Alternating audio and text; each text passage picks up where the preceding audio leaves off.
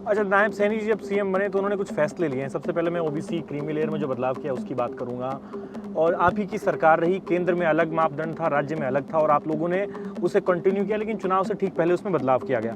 फिर सरपंचों की टेंडरिंग का मामला हो, तो विपक्ष ये कह रहा है कि ये यू टर्न सरकार है। अब नायब सैनी जी उन फैसलों को पलट रहे हैं। आप प्रदेश अध्यक्ष बने तो भाजपा की तरफ से एक मैसेज सोशल मीडिया पर यह आया कि अपने प्रदेश अध्यक्ष को जानिए। तो हमने आज तक मोहनलाल बडोली सुना, उसमें लिखा गया पंडित मोहनलाल बडोली। तो ये आपकी जाति को क्यों इतना हाईलाइट किया गया? तो इस चर्चा में कितना दम है कि अब ये हुड्डा साहब तक भी ईडी पहुंच सकती है? अगर हुड्डा साहब ने कोई गलत काम किया है तो ईडी ने जाना चाहिए। अच्छा, वो ईडी का काम है, वो कोई सरकार का काम थोड़ा ही है। भाजपा को जाट वर्ग वोट नहीं देगा, ये कांग्रेस का दुष्प्रचार है। अच्छा, नायब सिंह सैनी जी जब बनाए तो उन्होंने मनोहर लाल जी को अपना गुरु बताया, और एक चर्चा ऐसी चल पड़ी कि भाई ये गुरु चेला की जोड़ी है, और बहुत लोग आज तक ये कहते हैं कि मनोहर लाल जी का एक बड़ा दखल है हरियाणा की सरकार चलाने में। नमस्ते, मैं हूं राहुल यादव, और आज हम बीजेपी के जो नवनियुक्त प्रदेश अध्यक्ष हैं मोहनलाल बडोली जी, और उनसे हम बातचीत करेंगे। बडोली जी, पहले तो आपका बहुत बहुत स्वागत है। जी राहुल जी, आपका भी, आपके चैनल के दर्शकों को भी नमस्कार, राम राम। तो सबसे पहले तो बडोली जी ये बताइए कि नया दायित्व आपको मिला है, और बीते कई दिनों से आपकी जो सक्रियता है वो काफ़ी ज़्यादा बढ़ गई है, व्यस्त रहते हैं आप। तो किस तरह का रोड मैप है विधानसभा चुनाव को लेकर, क्या तैयारी है? भारतीय जनता पार्टी का प्रदेश अध्यक्ष की जिम्मेवारी के बाद ये आपने ठीक कहा कि कुछ काम बढ़ा है, और क्योंकि चुनाव नज़दीक है और सभी राजनीतिक पार्टियों की गतिविधियां भी तेज हैं, उसी क्रम में भारतीय जनता पार्टी के भी अनेक कार्यक्रम हमारे अब चलेंगे। नायब सिंह सैनी जी के नेतृत्व में तीसरी बार डबल इंजन की भारतीय जनता पार्टी की स्पष्ट बहुमत की सरकार बने, इस काम में हम लगेंगे। अच्छा प्रधान जी, अब आप जब जैसे नए प्रदेश अध्यक्ष आप बने तो आप कई नेताओं से मिले, लेकिन मैं बात करूंगा राव इंद्रजीत सिंह की। आपने उनसे भेंट की दिल्ली में जाकर, और बीच में कुछ खबरें आई जब राव साहब का कुछ मनमुटाव देखने को मिला। क्या चर्चा हुई है? क्या वो नाराज हैं पार्टी से, ऐसा कुछ है क्या? बिल्कुल भी, कहीं भी कोई नाराज नहीं है, और हमारी पार्टी के वरिष्ठ नेता हैं और बहुत अच्छे मूड में उन्होंने सारी बातें, हमने आपस में संगठन की चर्चा की जी। किस प्रकार से हरियाणा प्रदेश में सरकार तीसरी बार भारतीय जनता पार्टी की आए, उन सब बातों पर चर्चा हुई है, और वो पूरे मन के साथ तीसरी बार हरियाणा प्रदेश में सरकार बनाने के लिए लगेगी। अच्छा, हाल ही का जो लोकसभा चुनाव रहा उसके बाद कांग्रेस पार्टी के जो नेता हैं वो जोश में नजर आ रहे हैं, और अब दीपेंद्र हुड्डा ने यात्रा शुरू कर दी है, हरियाणा मांगे हिसाब। तो ये जो यात्रा है इसको लेकर आप क्या कहेंगे? वो कह रहे हैं कि हम 10 साल का बीजेपी से हिसाब मांग रहे हैं, भाजपा हिसाब दे, किया क्या है?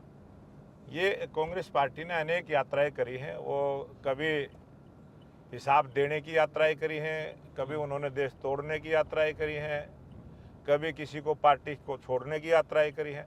बहुत सारी यात्राएं कांग्रेस पार्टी के नेताओं ने की हैं, और उन सब का जो रिस्पॉन्स देश की जनता ने उनको दिया है वो सबके सामने है। क्योंकि आज 99 सीटें लेके जिस प्रकार से कांग्रेस पार्टी उत्साह में है, ऐसा लगता है जैसे 100 में से 99 लियो। अच्छा। उनको ध्यान में भी नहीं है कि 543 में से 99 नंबर उनके आए हैं, और उसको अपना पास मान के चल रहे हैं, और उस उतने जोश में है। और 5 लोकसभा की सीट हरियाणा में जीती हैं, तो उससे भी वो जोश में है जी।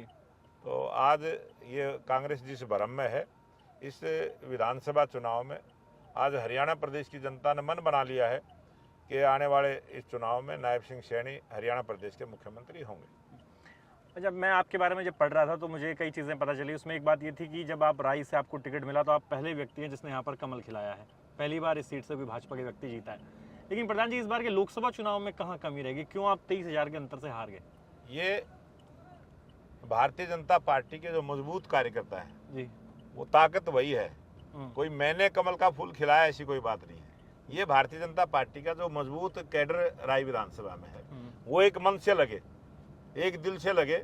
उन्होंने निश्चय किया कि हमने राय को जीतना है, तो हम राय को जीत पाए। अब जब कार्यकर्ता मन लगाकर काम करता है तो पार्टी की जीत होती है, और हमारे पार्टी की ताकत हमारा कार्यकर्ता है जो बूथ पर काम करता है, और सभी कार्यकर्ताओं ने काम किया है। ये जो सोनीपत लोकसभा की आपने चर्चा की है, 21,816 वोट से हम 21,816 पिछड़ गए, और 3 विधानसभा हमारी ऐसी थी जो कमजोर थी जी। और जहां हम कमजोर थे वहां हमारी ज्यादा कमजोरी चली गई, इस कारण से हम पिछड़ गए। हम 6 विधानसभाओं में आगे रहे हैं और मजबूत रहे हैं और कार्यकर्ताओं ने सबने मन से काम किया। अच्छा, जिस तरीके का टिकट बंटवारा लोकसभा में था, आपको लगता है, क्योंकि कई लोग अब जब विश्लेषण कर रहे हैं तो ये सवाल उठा रहे हैं कि बीजेपी अगर कुछ टिकटें इस तरह इन लोगों को नहीं देती जिनको अब दी गई थी, तो फिर नतीजा शायद कुछ और हो सकता था। ये जीत जाए तो आकलन कुछ और होता है, हार जाए तो आकलन कुछ और होता है। हर आदमी का आकलन अपने ढंग से भी होता है, उसकी क्या मंशा रहती है उसको प्रस्तुत करने में। और मैं बिल्कुल आश्वस्त हूँ कि भारतीय जनता पार्टी का कार्यकर्ता मजबूती के साथ इस विधानसभा 2024 का चुनाव हरियाणा प्रदेश की जनता से आशीर्वाद लेके तीसरी बार डबल इंजन की सरकार भारतीय जनता पार्टी की स्पष्ट बहुमत की, जिस प्रकार से 2014 में भारतीय जनता पार्टी की सरकार पहली बार स्पष्ट बहुमत की बनी थी, उसी प्रकार से हरियाणा प्रदेश की जनता का संकल्प है कि इस देश को विकसित राष्ट्र बनाने में जो भारतीय जनता पार्टी की सरकारों ने काम किया, आज लोगों की इच्छा है, उन्होंने संकल्प लिया है कि 2047 तक ये भारत विकसित राष्ट्र बने और भारत विकसित राष्ट्र बने, हरियाणा भी एक विकसित प्रांत बने। इस प्रकार की सोच आज हरियाणा प्रदेश के लोगों के मन में है और वो चर्चाएं शुरू हो गई हैं और उसी का परिणाम होगा कि आने वाले इस चुनाव में भारतीय जनता पार्टी बड़े मैंडेट के साथ, स्पष्ट बहुमत के साथ सरकार बनाने का काम करेगी। अच्छा, जैसे हरियाणा में जो ईडी की कार्रवाई देखने को मिली है बीते कुछ दिनों में, कांग्रेस के विधायकों पर लगातार शिकंजा कसा है। भूपेंद्र सिंह हुड्डा कह रहे हैं कि बीजेपी लोकसभा चुनाव का नतीजा देख के बौखला गई है, इसलिए ये कार्रवाई कर रही है। और अब लोग इस बात की चर्चा भी करने लगे हैं कि ईडी का शिकंजा हुड्डा तक भी पहुंच सकता है। ये किस प्रकार से कांग्रेस के लोग, आप एक जागरूक चैनल पे सारी चीजें रोज दिखाते हैं जी, और देश की जनता जानते भी है। आज कोई भी एक भी छापा ईडी ने गलत मारा हो, किसी के ऊपर गलत कार्रवाई की हो, किसी के साथ राजनीतिक रूप से कार्रवाई की हो, तो सरकार उस पर संज्ञान ले। अब एक निष्पक्ष जांच एजेंसी है, अगर वो काम करेगी तो उसी पर वो राजनीतिक आरोप लगाने का काम करते हैं और इससे कांग्रेस के लोगों ने बचना चाहिए। उनके जो नेता अपराध करते हैं वो उसके पक्ष में खड़े हो जाते हैं। अच्छा, जो आदमी, जो कांग्रेस का नेता गलत धन अर्जित करता है, गलत उल्टे सीधे काम करता है, गैर कानूनी ढंग से पैसा इकट्ठा करने का काम करता है, उसके बारे में कांग्रेस पार्टी ने स्पष्टीकरण देना चाहिए कि उन्होंने हाँ भरनी चाहिए कि ये हमारे नेताओं ने भ्रष्टाचार किया तो ईडी ने कार्रवाई की है। वो उसमें ना जाते हुए आरोप राजनीतिक तरह से लगाते काम करते, तो आपको जिससे कांग्रेस पार्टी के लोग उसी को अपना काम मानते हैं। अच्छा, भारतीय जनता पार्टी का अगर किसी का नेता के ऊपर कोई आरोप लगता है तो भारतीय जनता पार्टी उस पर संज्ञान लेती है, उस पर एक्शन लेती है। लेकिन कांग्रेस पार्टी की इस प्रकार की मानसिकता है कि उल्टे सीधे काम करने वाले को तवज्जो देते हैं, उनको महत्व देते हैं, इसलिए वो काम करते हैं। तो इस चर्चा में कितना दम है कि अब ये हुड्डा साहब तक भी ईडी पहुंच सकती है? अगर हुड्डा साहब ने कोई गलत काम किया है तो ईडी ने जाना चाहिए। अच्छा, वो ईडी का काम है, वो कोई सरकार का काम थोड़ा ही है। अब राहुल गांधी जी अगर वहाँ संसद में ट्वीट करते हैं, कभी बोलते हैं, और जिस प्रकार का एक कल से हम खबरों में भी देख रहे हैं जी, तो ये क्या है? इसी प्रकार से केजरीवाल जी ने किया था कि अगर मेरे पर आरोप लगा तो मैं तुरंत कुर्सी छोड़ दूंगा। जेल में जाने के बाद भी कुर्सी नहीं छोड़ी। तो किस कैरेक्टर के लोग हैं, क्या उनका विचार है और किस प्रकार से वो राजनीति करते हैं, देश की जनता जान चुकी है। और मुझे ये लगता है कि आज का जो नया युवक मतदाता है वो इन चीज़ों को बड़े गौर से उस पर संज्ञान लेता है। और आज युवा वर्ग जो है, इसीलिए भारतीय जनता पार्टी नरेंद्र मोदी जी के विचार के साथ जुड़ा है और बहुत बड़ी ताकत युवाओं की, आज महिलाओं की, किसान की, कितना बड़ा किसान वर्ग आज भारतीय जनता पार्टी के पक्ष में, कितने युवाओं को जो नए रोजगार के अवसर देने का काम सरकार ने किया है, उससे कितने युवाएं मोदी जी के विचार से जुड़े हैं, भारतीय जनता पार्टी के विचार से जुड़े हैं। इसी प्रकार से देश की हमारी जो ग्रामीण महिलाएं हैं उनको भी लगता है कि लखपति दीदी बनाने की जो योजना मोदी जी लेके आए हैं, एक नई आस उनको लगी है कि जरूर देश में जब तक नई योजनाओं का शुरुआत नहीं होगी तो परिवर्तन नहीं होगा। और ये बदलता हुआ भारत है, ये विकसित होता हुआ भारत है, ये सब देख रहे हैं। और दुनिया के बड़े देश भी उस चीज़ को देख रहे हैं कि भारत एक उभरता हुआ देश, किस प्रकार से आज आर्थिक दृष्टि से हम 5वें नंबर पर हैं और संकल्प लिया है कि 2027 तक हम 3रे नंबर के होंगे।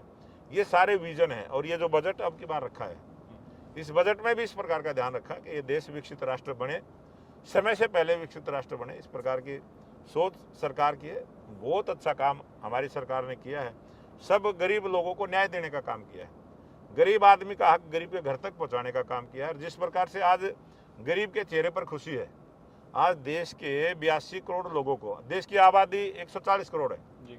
और देश के 82 करोड़ लोगों को ये चिंता ही नहीं है कि हम भोजन कैसे करेंगे। सरकार ने व्यवस्था की है ताकि वो खुले मन के साथ भोजन की चिंता ना करते हुए देश के लिए काम करें। और मुझे लगता है कि आज बहुत बड़ी संख्या में देश के लोग एक अच्छी सोच के साथ आगे बढ़ना शुरुआत है। अच्छा, आपने जैसे किसान वर्ग की बात की, तो लेकिन प्रधान जी जब हम देखें हरियाणा में जो सबसे बड़ी कृषक जाति है, जाट समुदाय की मैं बात कर रहा हूँ, वो लगता है कि बीजेपी से उसका मोह भंग हो गया। आपको नहीं लगता कि इस चैलेंज से आप कैसे निपटेंगे? ये जो सारी चीजें है ना, ये कांग्रेस पार्टी का प्रचार है अच्छा, कि भाजपा को जाट वर्ग वोट नहीं देगा। ये कांग्रेस का दुष्प्रचार है।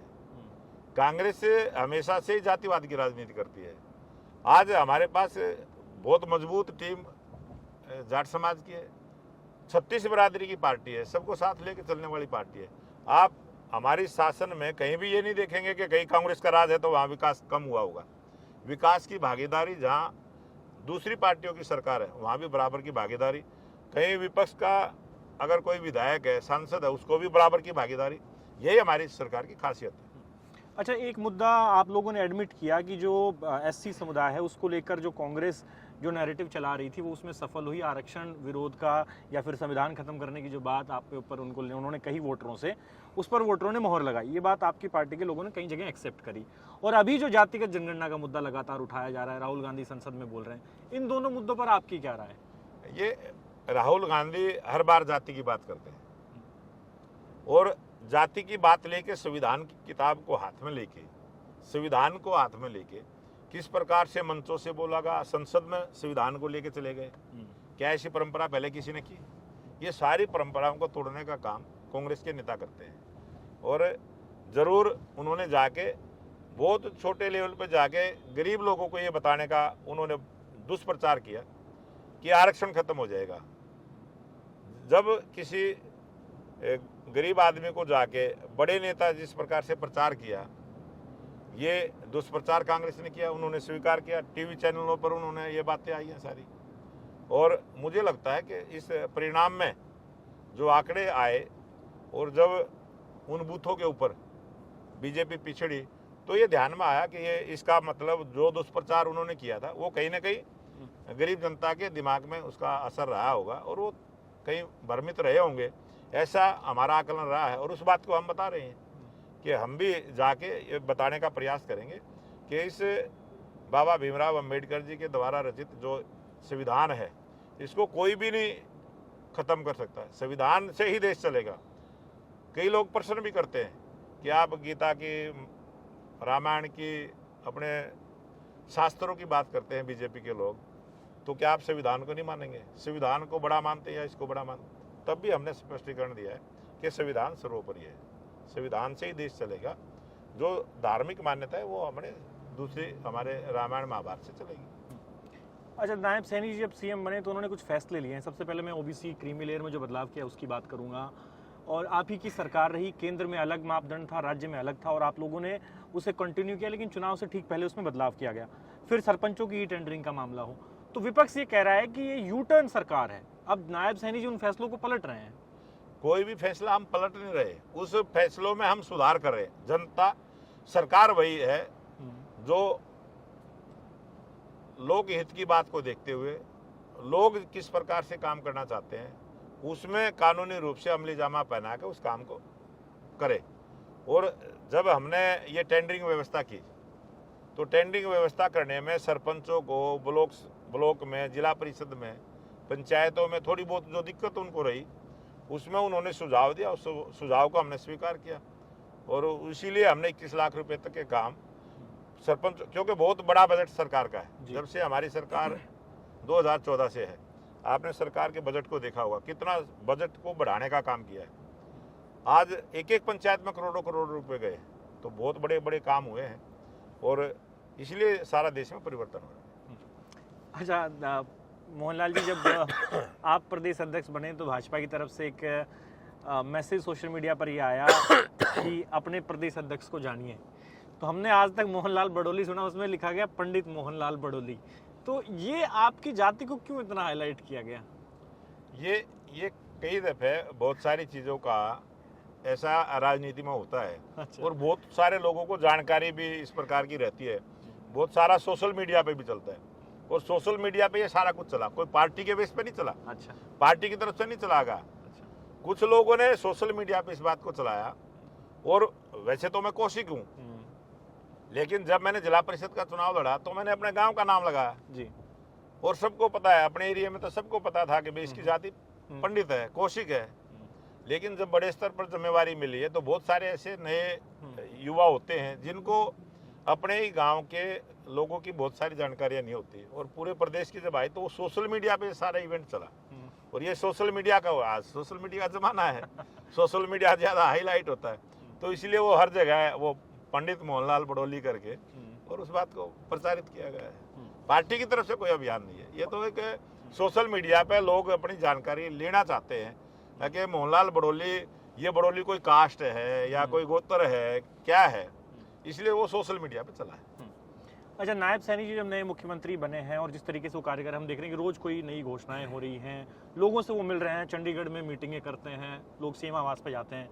कितना फायदा मोहनलाल जी इस फैसले से पार्टी को मिलने जा रहा है इस बार के विधानसभा चुनाव? पहली बार इतने बड़ी संख्या में जो लोगों से मिलना, सीधा लोगों से उनकी तकलीफ को सुनना और उसका समाधान करना, सबसे बड़ी खासियत नायब सिंह सैनी जी की यही है कि जो हरियाणा प्रदेश के लोगों के चेहरे पर वो मुस्कान देखना चाहते हैं, एक मुस्कुराता हुआ हरियाणा देखना चाहते हैं, इस प्रकार की सोच लेके वो चले हैं और बहुत कठिन परिश्रम करते हुए वो आगे बढ़े हैं। और जितने भी, जिस प्रकार की भी कोई भी छोटे से छोटा व्यक्ति भी कोई सुझाव उनको दे के आता है, उसको किस प्रकार से कानूनी अमली जामा पहनाया जाए, उस प्रयास में वो लगे रहते हैं। ये हमने नज़दीक से उनको देखा है और मुझे ये लगता है कि जो 5-6 हज़ार लोगों तक भी रोज़ संपर्क करना, रोज़ व्यक्तिगत मिलना, ये बहुत बड़ी बात है।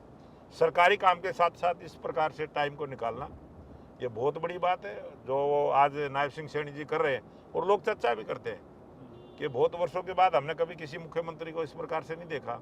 मुख्यमंत्री मिलते थे, हफ्ते में 1 दिन मिल गए, 2 दिन मिल गए, 24 घंटे के लिए उपलब्ध जनता के लिए रहना बहुत बड़ी उपलब्धि है। और मुझे लगता है कि इसका रिजल्ट इस विधानसभा चुनाव में भारतीय जनता पार्टी को हरियाणा की, प्रदेश की जनता पूरा आशीर्वाद देके इसको पूरा करेगी। अच्छा, पंचकुला की मीटिंग में अमित शाह जी ने जो ऐलान किया कि अगला चुनाव नायब सैनी जी के नेतृत्व में लड़ा जाएगा, आपको लगता है कि ये ठीक फैसला था पहले से ही नाम डिक्लेयर करना, क्योंकि भाजपा मूवमेंट ऐसा करती नहीं? ये बहुत बढ़िया फैसला है। अच्छा। बहुत अच्छा फैसला है कि एक तरफ वो लोग हैं जो अपने बेटे को स्थापित करने में लगे हैं और एक तरफ भारतीय जनता पार्टी की सोच है और समय से पहले लोगों को बताना कि ये आने वाला मुख्यमंत्री होगा और जनता उस पर निर्णय करे, स्पष्ट निर्णय करे। आज कांग्रेस पार्टी डिक्लेयर करे ना अपना उम्मीदवार कौन होगा, कांग्रेस पार्टी ने कर देना चाहिए। भूपेंद्र हुड्डा बार बार अपने बेटे को आगे लेके चलता है जी, तो डिक्लेयर करवाए, कांग्रेस के लीडरशिप ने डिक्लेयर करना चाहिए। जैसे एक हमारी पार्टी ने कर दिया कि एक किसान का बेटा, मजदूर का बेटा, कमेरे वर्ग का बेटा वो हरियाणा प्रदेश का मुख्यमंत्री के लिए उम्मीदवार है और वो बीजेपी की जब सरकार बनेगी तो नायब सिंह सैनी मुख्यमंत्री हो। ये हमने अनेक प्रांतों में पहले किया। उत्तराखंड का उदाहरण है, हमारे मुख्यमंत्री जी चुनाव हार गए थे, फिर भी उन्हीं को मुख्यमंत्री बना जी। ये भारतीय जनता पार्टी का विचार है, विचार पे चलती है। देश के लिए काम करना, हमने व्यक्ति के लिए काम नहीं करना, देश के लिए काम करना। जो हलोपा से गठबंधन हुआ है, जो सीएम साहब ने ऐलान किया है, एज ए प्रदेश अध्यक्ष मैं आपसे पूछ रहा हूँ, क्या इस तरह की, क्योंकि भाजपा ये कहती है कि हम खुद में सक्षम में चुनाव लड़ेंगे, आपको हलोपा की जरूरत क्यों पड़ रही है? ये कई दफे कोई किसी सीट के लिए जी, किसी एरिया के लोगों की डिमांड होती है। अच्छा, तो उसको भी राजनीतिक तौर से हम चर्चा करके उसको ध्यान में रखते हैं। और आज बीजेपी है, मजबूत है, सारी चीज़ें हैं और उस प्रकार से अगर कोई विधानसभा में कोई किसी बात का समीकरण बनता है तो उसका लाभ जनता को मिलना चाहिए। तो आप कह रहे हैं कि उस इलाके में इस तरह के समीकरण थे कि गठबंधन में जाना चाहिए, समझ आया आप? चले गए। तो कितनी सीटें आप मानते हैं हलोपा को दी जाएंगी, कोई अंदाजा? वो तो जब कोई बात उस प्रकार की चलेगी। अब आम आदमी पार्टी ने और कांग्रेस पार्टी ने समझौता किया जी, एक सीट के लिए समझौता कर लिया और चुनाव डिक्लेयर होने से पहले उनका आ गया कि अलग अलग लड़ेंगे।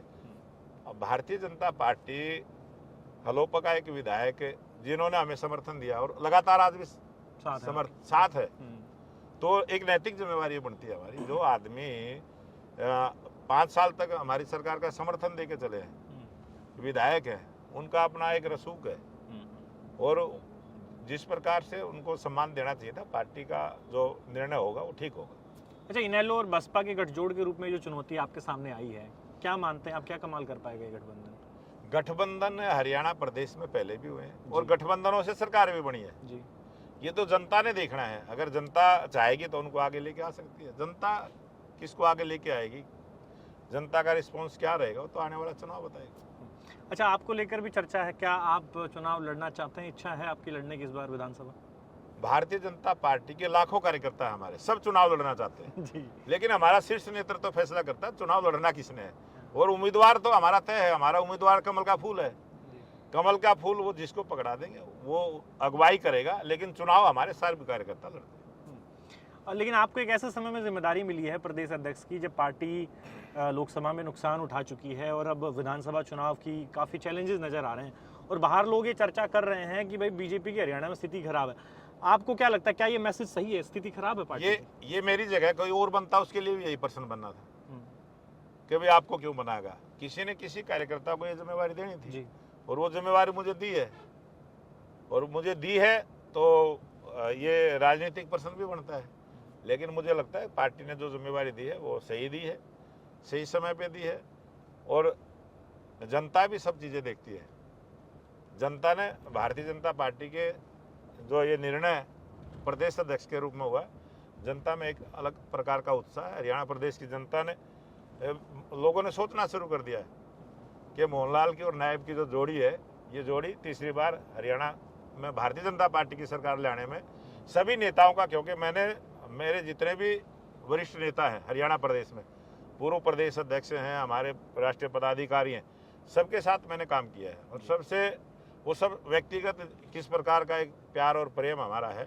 और मुझे लगता है कि पूरे भारतीय जनता पार्टी की हमारी तमाम लीडरशिप एकजुट होकर इस चुनाव में लगेगी और भारतीय जनता पार्टी की तीसरी बार सरकार बनेगी। अच्छा, नौकरियों पे बात कर लेते हैं मोहनलाल जी। अब हम देख रहे हैं कि जैसे टीजीटी का रिजल्ट जारी किया गया है, अग्निवीरों को लेकर ऐलान किए हैं, सीएम साहब ने भी किए हैं, केंद्र से भी कुछ ऐलान हुए हैं, तो नौकरियों को लेकर हरियाणा में स्थिति बड़ी इस तरह की रही है कि बच्चे जो है वो काफ़ी संघर्ष करते नजर आते हैं। क्या वायदा है आपका, बीजेपी इन चुनाव से पहले कितनी नौकरियां देने जा रही है? हम ईमानदारी के साथ 1,32,000 नौकरियां, जो सरकारी नौकरी मेरिट के आधार पर जो देने का काम किया, आंकड़ा मेरे को लगता है अब 7600 और होने के बाद वो 1,32 से हो सकता है 40 के आसपास चला गया। आंकड़ा बढ़ गया है और कुछ और भी नौकरियां लगेंगी। मेरिट के आधार पर नौकरी देना, पारदर्शिता के साथ देना, सबको न्याय करते हुए देना। एक गरीब का, एक मोची का बेटा सरकारी नौकरी पर लगे, एक रिक्शा चलाने वाले का बेटा HCS अधिकारी लगे, एक ऐसे छोटे काम करने वाला को बढ़ई का, नाई का, धोबी का, ऐसी जो सामाजिक रूप से बहुत छोटी जातियां हैं, जब उनको सम्मान मिलना शुरू हुआ है तब एक आस जगी है। इस देश की गरीब जनता को एक आस जगी है कि सरकार गरीब के लिए हितैषी सरकार है और उन्होंने इस सरकार को अपना मानना है। इसीलिए लगातार तीसरी बार देश के लोकप्रिय प्रधानमंत्री नरेंद्र मोदी जी प्रधानमंत्री बने हैं। इसी प्रकार से हरियाणा प्रदेश में भी नायब सिंह सैनी एक गरीब घर का बेटा, किसान का बेटा, मजदूर का बेटा, जिसने जो सारे काम एक गरीब आदमी करता है वो सारे किए हैं, गरीबी को उन्होंने जिया है।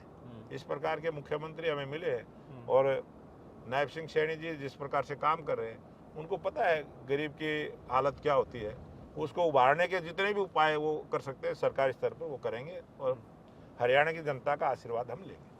अच्छा, नायब सिंह सैनी जी जब बनाए तो उन्होंने मनोहर लाल जी को अपना गुरु बताया और एक चर्चा ऐसी चल पड़ी कि भाई ये गुरु चेला की जोड़ी है और बहुत लोग आज तक ये कहते हैं कि मनोहर लाल जी का एक बड़ा दखल है हरियाणा की सरकार चलाने में। जितने भी हमारा शीर्ष नेतृत्व है, मनोहर लाल जी हमारे 94 से संगठन महामंत्री बने। मैं मंडल का अध्यक्ष था उस समय जब वो हमारे प्रदेश के संगठन महामंत्री, हमने कितने वर्षों तक उनके साथ काम किया है और आज हमारे केंद्र में मंत्री है। उसका लाभ पूरे देश को मिलेगा।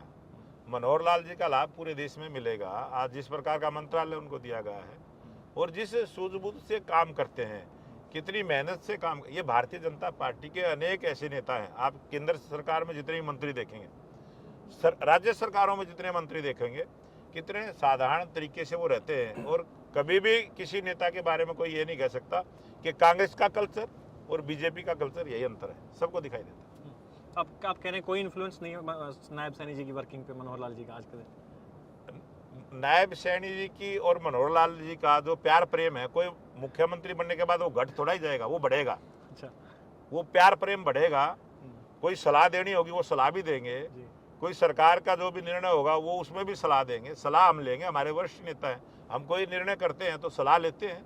हमारे कोर ग्रुप के मेंबर हैं, हरियाणा प्रदेश का जो हमारा कोर ग्रुप है, अभी जो 4 तारीख को हमारी कोर ग्रुप की बैठक कुरुक्षेत्र में होगी, हमारा शीर्ष नेतृत्व तो उसमें रहेगा, सबकी सलाह से काम होगा। कोई एक मनोहर लाल को कुछ लोग ऐसा एक प्रचारित करने का प्रयास करते हैं, राजनीतिक रूप से इस प्रकार का मुद्दा एक बनाने का प्रयास करते हैं। लोग कह रहे हैं कि वही बीजेपी को चला रहे हैं हरियाणा में इस तरह का। बीजेपी को चलाने वाले बहुत लोग हैं। अच्छा, मैं बार बार आपको कह रहा हूँ, हमारा जो शीर्ष नेतृत्व है, केंद्रीय नेतृत्व है हमारा, वो चलाता है उसको। उसके बाद सबको अलग अलग जिम्मेवारियां मिलती हैं और वो हम काम कर रहे हैं। अच्छा, अब विधानसभा चुनाव से पहले अमूमन हम देखते हैं कि रूठों को मनाने की कोशिश की जाती है, जो किसी कारण से पार्टी से रूठ गए थे या कोई बात थी, तो उस तरह का आपका क्या प्रयास चल रहा है फिलहाल? कौन कौन है जिनकी वापसी हो सकती है? ये तो मैं जब चुनाव चला था और अनेक नेता उस चुनाव में भी जो नाराजगी जाहिर करते थे, वो उस समय भी मैंने तो भाषण में बोला अपने में, भाई 2 ही मौके होते हैं, या तो कोई खुशी का उत्सव होता है, ब्याह शादी होती है तो अपने परिवार को मनाते हैं लोग, या चुनाव होता है तब मनाते हैं, ढूंढते हैं। ये तो एक प्राचीन परंपरा है, हमारे लोकतंत्र की भी यही खासियत है, हमारी सामाजिक मान्यताओं को भी यही है, और अपनों को मनाना चाहिए, इसमें कोई बड़ी बात नहीं। तो आपने भी सबक लिया है, जो बातें आई सामने की, भाई लोकसभा में कई जगह अंदरूनी नुकसान उठाया पार्टी ने। जब अपना कार्यकर्ता जब कहीं नाराज होता है, उसका नुकसान पार्टी को होता है, संगठन को उसका नुकसान होता है। तो संगठन में काम करने वाला कार्यकर्ता भ्रमित ना हो, किसी बात से दुखी ना होता हो, वो जिम्मेवारी मेरी है। मैं आज प्रदेश का अध्यक्ष हूँ, कोई भी कार्यकर्ता की कोई नाराजगी अगर होगी तो मैं उसका जिम्मेवार रहूंगा। तो मेरा काम बनता है ये कि मैं सभी कार्यकर्ताओं को साथ लेके उनको काम पर लगाऊं, और पार्टी को हम मानते हैं उसी प्रकार से इस देश के लिए, भारत माँ के लिए हम काम करना है। तो चलिए मोहनलाल जी, आखिरी सवाल है, और मेरा सवाल ये है कि अगर आपकी सरकार बनती है तीसरी बार, जैसा कि आप दावा कर रहे हैं, तो किस तरह के हरियाणा की कल्पना की जा सकती है? क्या आप लोग करने वाले हैं? रोड मैप क्या है? राहुल यादव जी, मैं बहुत सारी बातें आपसे करी हैं और आपने प्रश्न भी बढ़िया किया है कि तीसरी बार सरकार बनती है तो बनती नहीं, हरियाणा की जनता ने मन बना लिया है जी। हरियाणा की जनता मन बना चुकी है चुनाव के इंतजार में, और सरकार भारतीय जनता पार्टी की बनेगी। और एक हरियाणा पूरे देश के अंदर 1 नंबर पर हो, हर लिहाज से हो, चाहे शिक्षा का क्षेत्र हो, चाहे चिकित्सा का क्षेत्र हो, चाहे रोजगार का मामला हो, चाहे लोगों के सम्मान का मामला हो, चाहे विकास का मामला हो, हरियाणा एक अग्रणी प्रांत बने, ये हमारी सोच है। और नायब सिंह सैनी जी के नेतृत्व में हरियाणा एक अलग उभरता हुआ हरियाणा, जिस प्रकार से आप देख रहे हैं, और तेज गति के साथ हरियाणा आगे बढ़े और हरियाणा प्रदेश में लोग आके रहें, एक मॉडल के रूप में हरियाणा विकसित हो, इस प्रकार की हमारी सोच है। और एक आदर्श हरियाणा, एक ऐसा 2024 के जो चुनाव का जब जनता मैंडेट देगी, उसके बाद जो सरकार बनेगी वो हरियाणा की जनता के लिए काम करेगी और सभी समस्याओं का समाधान करने का हम प्रयास करेंगे। तो मोहनलाल बडोली जी हमारे साथ थे, और इनका दावा है कि तीसरी बार बीजेपी सरकार बना रही है, और इन्होंने कहा कि अगर हमारी सरकार बन रही है तो हम मॉडल हरियाणा जो है वो जनता को बना के देंगे, और ऐसा हरियाणा जो शिक्षा में, रोजगार में, देश में नंबर 1 हो। और बातचीत क्योंकि गाड़ी में चलते हुई है, तो हो सकता है कि कुछ चीज़ें आपको कैमरा की जो वो है वो शायद ठीक भी ना भी हो, लेकिन कोयल ने बहुत मेहनत की है। कैमरा के पीछे मेरे साथ कोयल है, और मैं हूँ आपके साथ राहुल यादव। बातचीत कैसी लगी कमेंट में लिखकर ज़रूर बताइए। आप सबका बहुत बहुत धन्यवाद।